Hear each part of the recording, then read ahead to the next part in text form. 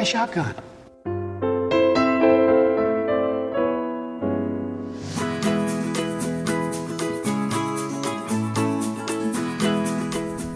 Well, hey there, thanks for watching.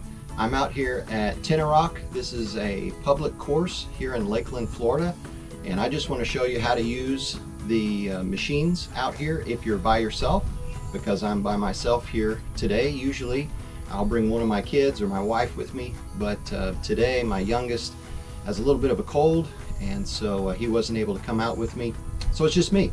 So if you find yourself by yourself, first of all you got to go to the shack at the front and get yourself a card, and they'll give you a card to borrow if you don't have one, if you're coming out here to the white course, which is the easiest course. They also have a red course, which is an intermediate course, and then a blue course is a tournament level course. With those you have to get one of these cards that you prepay, and they put so many clays on it, etc. But with the beginner course you just come up and there are plenty of clays on it, however many you shoot. They just cost 38 cents a piece. If you have someone 16 or under 16 I believe, then it's 32 cents a piece. So you get a little bit of a discount in order to encourage youth getting into the sport. So that's a pretty good deal. But this is the machine. So you take your card. This is the controller. So you take the controller and then you hit any button that wakes up the machine. Then you put in your card. If you put in your card, then the first button you push is going to be waking up the machine. That'll kind of mess you up. So make sure you push the button first that wakes up the machine, then you put your card in the machine.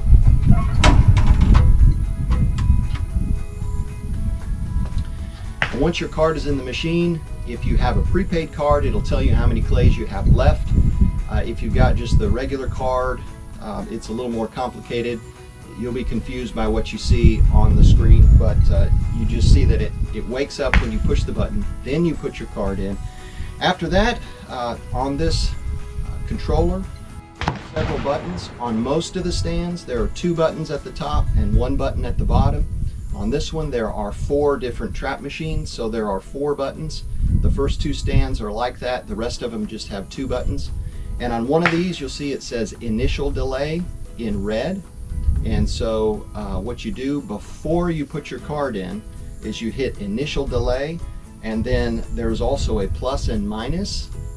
The plus and minus is how many seconds of delay you want your first clay. So you need to have a little bit of a delay so that if I want to throw the first trap machine to throw the first bird, then if I have a 3-second delay, I hit the button and 3 seconds later that initial bird will go out. Then it says second delay. So if you're shooting a double, when do you want that second delay? So if I've got 3 seconds of delay on the initial, and then you push second delay and you do plus minus again to get that second amount of delay. Then if I have 3 seconds on the initial delay and 3 seconds on the second delay, then if I push double, then I have time to put down the controller, and 3 seconds after I push that button the first clay is going to go, and then 3 seconds after that first clay goes, the second clay is going to go. So if you want to try to time it like a following pair or a report pair, you just got to get the timing down. If you think it'll take about 3 seconds to shoot the first clay once it's pulled, then that can be like a report pair. If you have 0 second delay, then that'll be a true pair. They'll both go at the same time, or you can do singles. So I hope that makes sense. I actually like to put it at about 5 seconds for the initial delay, so I can hit the button and have time to set myself, relax, and then it comes out, and you kind of get into the rhythm of when it's going to come out. You don't get to yell pull and it to come out, but it's pretty similar if you can figure that out. So I hope that helps. That's how you use these machines, and let's do some shooting.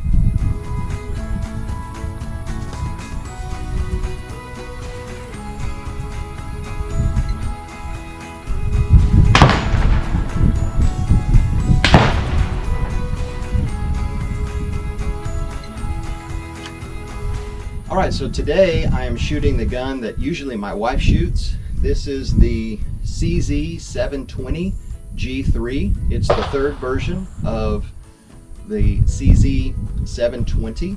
This is very similar to the 712. The 712 is a 12 gauge, the 720 is a 20 gauge. I know that it fires these 7/8 ounce loads. These are Fiocchi dove loads actually, but they're number weight, 7/8 ounce, 1200 feet per second. And it has fired these flawlessly. I've never had a jam or any problem with these. So what I'm checking today is I got some clay loads. These are 21 grams. So that's actually 3/4 of an ounce. So this is a little bit lighter load, still going at 1200 feet per second. But this is a little bit lighter load. These are called feather lights. And so I want to see if it will still cycle in this gun so that there can be a little bit less recoil for my wife, or if my children are going to step it up from the 410 to the 20 gauge, see if they can do that. So I don't know if it's going to cycle reliably, and that's what we're here to find out today. So I'm just going to load one so that we can get a good idea if it's going to cycle reliably or not, if it'll hold the bolt back. So let's take a look.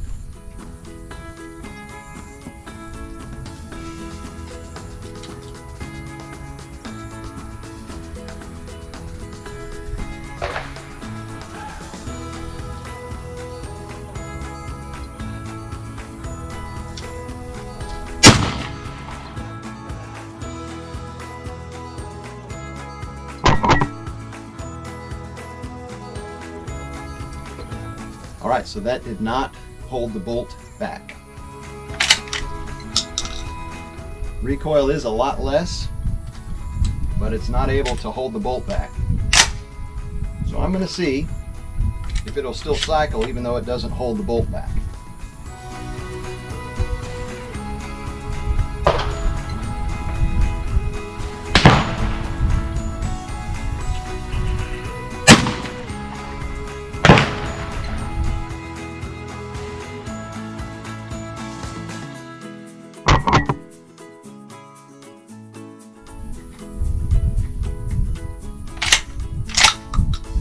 Did not.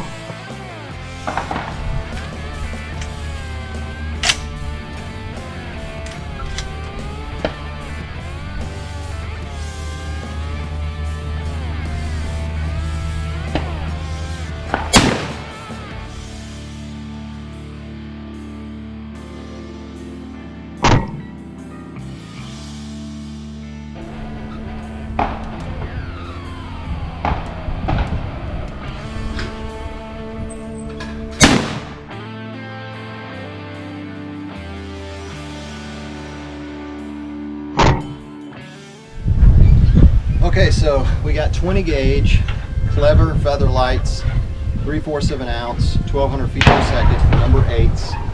We're getting about 40% light primer strikes. And I mean, you could say there's something wrong with the gun or there's something wrong with the ammo. When I shoot these Fiocchi Field Dynamics dove loads, these are 7/8 ounce, number 8s, and also 1200 feet per second. And so these, I haven't had a single light primer strike. Every single one of these has cycled the bolt, and none of these cycled the bolt. So I think 3/4 of an ounce load going at 1200 feet per second is too light for my semi-automatic, and the 7/8 ounce is reliable. So I would just say, don't buy Clever Feather Light Mirage. Maybe your gun has a stronger striker, and you won't get those light primer strikes, but I'm having no problem with the Fiocchi. So take that for what it is. I think I've shot plenty of the Fiocchi to, if I'm getting 40% failure with these and 0% failure with these, I think that tells you it's the ammo and not the gun.